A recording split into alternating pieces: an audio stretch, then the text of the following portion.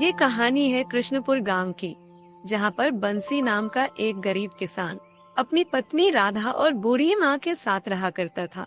बंसी का एक छोटा सा लड़का भी था, जिसका नाम शिवा था। बंसी अपने घर का पालन पोषण गांव के मुखिया के यहाँ मजदूरी करके किया करता था। बंसी के घर का गुजारा बड़ी मुश्किल से हो पाता था। बंसी के पास थोड़ी जमीन भी थी, जिस पर राधा दिन भर खेती करके सब्जियां उगाया करती थी और उन्हें बाजार में जाकर बेचा करती थी। अधिकतर गांव वाले राधा से ही सब्जियां खरीद करते थे। सब्जी ले लो, हरी भरी सब्जियां ले लो, सबसे कम दामों में सब्जियां ले लो।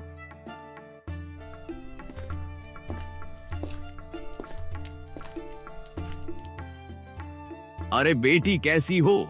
घर सब ठीक तो है ना? और शिवा बेटा कैसा है? ब्रिजेश चाचा जी, मैं ठीक हूँ और घर में सब ठीक ही है। शिवा भी बिल्कुल ठीक है। और आप बताइए, आखिर इतने दिनों बाद बाजार में कैसे आना हुआ? और चाची जी कहाँ पर है?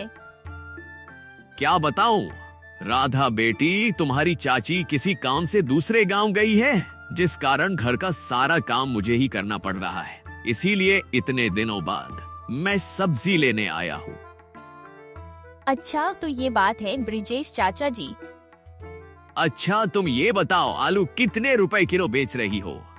प्रतिदिन की तरह 10 रुपए किलो ही बेच रही हूँ चाचा जी। अच्छा, तुम ऐसा करो, मुझे 2 किलो आलू दे दो। क्यों नहीं चाचा जी, देती हूँ। इतना कहकर राधा ब्रिजेश चाचा को 2 किलो आलू दे देती है।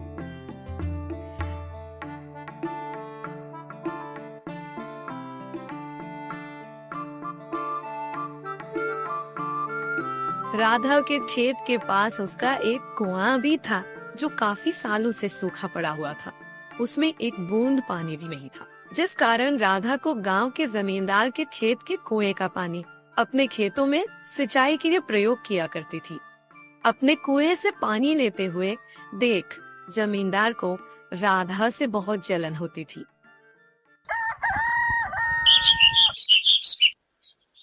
एक दिन जब राधा अपने खेत में काम कर रही थी, तभी वहाँ जमींदार आ जाता है। अरे राधा, कैसी हो? खेतों का काम कैसा चल रहा है? मैं ठीक हूँ जमींदार जी, खेतों का काम भी बहुत अच्छा चल रहा है। मैं ये कह रहा था कि राधा, मैं तुम्हें अपने कुएं का पानी कई सालों से दे रहा हूँ, लेकिन अब मैं तुम्हें अपने कुएं का पानी नहीं दे सकता, क्योंकि गर्मी बहुत ज्यादा पड़ रही है और इतनी गर्मी में मेरे कुएं का पानी तेजी से सूख रहा है। लेकिन जमींदार जी, अभी तो गर्मी अपनी चरम सीमा पर है, और अगर आप मुझे अभी पानी नहीं दोगे तो मैं इस साल अपने खेतों की फसल की सिंचाई कैसे करूंगी? मेरी सारी फसल तो बर्बाद हो जाएगी। मैं कुछ नहीं जानता राधा, ये तुम्हारी दिक्कत है, तुम अपना समझो। अब चाहे कुछ भी हो जाए, मैं तुम्हें अपने कुएं का पानी नहीं दे सकता। ये सुनकर राधा मन ही मन बहुत दुखी हो जाती है और घर जाकर सारी बातें अपने पति बंसी को बताती है। ये क्या हो गया राधा? सब कितना अच्छा चल रहा था, अब हमारे घर का गुजारा कैसे होगा? आप चिंता मत कीजिए बंसी जी, भगवान सब देख रहे हैं, वो कुछ न कुछ रास्ता जरूर निकाल देंगे। अच्छा ठीक है राधा, तुम जाकर आराम करो, मैं जमींदार जी से मिलकर आता हूँ। ये कहकर बंसी जमींदार से मिलने के लिए उनके घर की ओर निकल पड़ता है। जमींदार जी, अरे वो जमींदार जी, अरे घर पर हो क्या? अरे कौन है भाई? रुको, आता हूँ। अरे बंसी, तुम हो? बताओ मेरे घर कैसे आना हुआ? जमींदार जी, मुझे राधा ने बताया कि आपने हमें अपने कुएं का पानी देने से मना कर दिया है।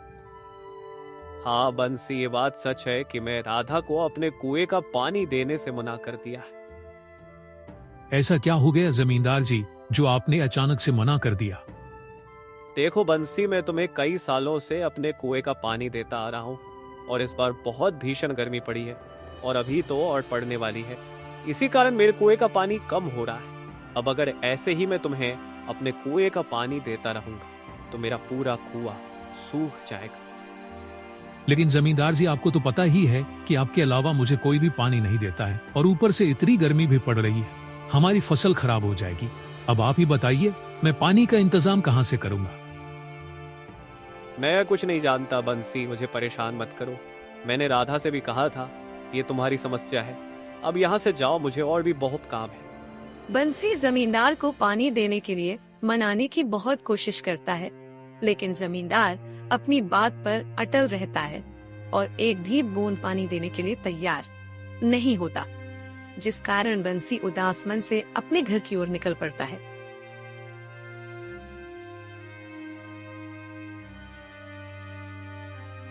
क्या हुआ? जमींदार जी ने क्या कहा?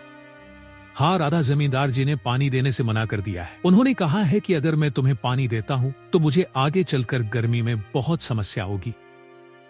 पानी के बिना क्या होगा बंसी जी? हमारी सारी फसल तो सूखकर बर्बाद हो जाएगी। शिवा की स्कूल की फीस भी भरनी है और माँ की दवा भी लेनी है। अब सब कैसे होगा? अच्छा, वो जो हमारा पुराना हुआ है उसको खुदवाने में कितने रुपए लगेंगे? कम से कम 1000 रुपए तो लग ही जाएंगे। अरे हमारे पास इतने पैसे तो है ही नहीं, क्यों ना मैं खुद से ही अपना कुआं खोदना शुरू कर दूं।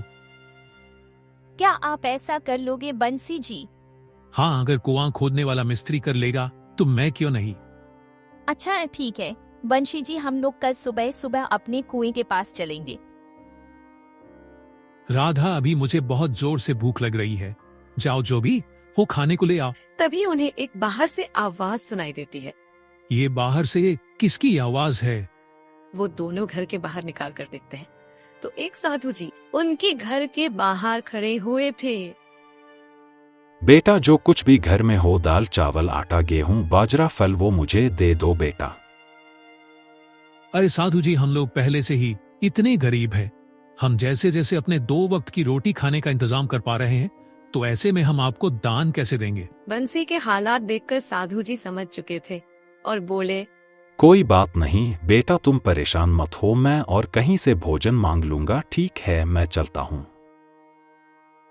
अरे राधा, हमारे घर में साधु जी को देने लायक कुछ भोजन है क्या? नहीं बंसी जी, हमारे घर में साधु जी को देने के लिए कुछ भी नहीं है। बस थोड़ी से चावल है जो आपके लिए रख दिए थे। अगर वो साधु जी को दे देंगे तो आपके पूरे दिन भूखा रहना पड़ेगा। रुकिए साधु जी, राधा तुम जाओ और जो मेरे हिस्से का भोजन है वो लाकर साधु जी को दे दो। लेकिन बंशी जी, अगर मैं आपके हिस्से का भोजन साधु जी को दे दिया तो आप क्या खाओगे? आपको तो भूखा रहना पड़ेगा। तुम उसकी चिंता मत करो। अगर वैसे भी मैं साधु जी को भूखा जाने दूंगा तो मेरे गले से भोजन नहीं उतरेगा। जाओ भोजन लेकर आओ।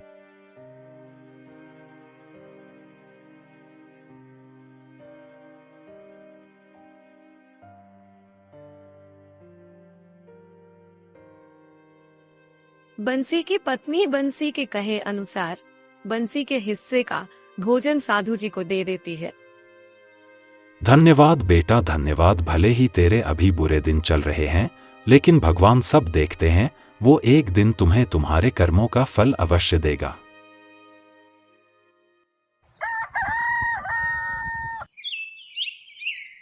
फिर अगले दिन सुबह होने पर दोनों पति पत्नी हाथ में फाफड़ा लेकर कुआं की खुदाई करने के लिए खेत में आ जाते हैं। देखो राधा, देखो हमारे कुएं में तो एक बूंद भी पानी का नहीं है। हाँ सही कहा आपने। पता नहीं भगवान हमारी कौन सी परीक्षा ले रहे हैं। फिर बंसी नीचे उतरकर कुएं में खुदाई शुरू कर देता है।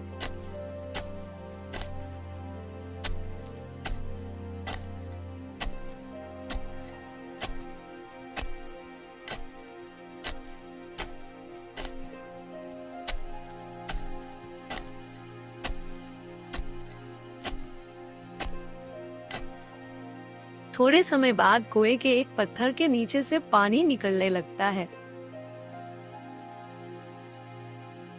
अरे ये पानी कहाँ से आ रहा है? मुझे तो अपनी आंखों पर विश्वास ही नहीं हो रहा है। मुझे तो लगता है ये सब मेरे अच्छे कर्मों का फल है जो भगवान ने मुझे आखिरकार दे ही दिया।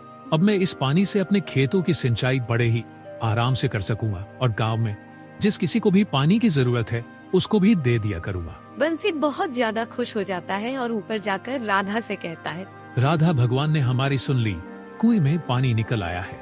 क्या आप सच कह रहे हो बंसी जी? भगवान ने हमारी सुन ली। अब हमें खेती करने में कोई भी परेशानी नहीं की। तो दोस्तों, हमने देखा जो अच्छा कर्म करता है उसके साथ अच्छा ही होता है। सीताराम, राधे राधे।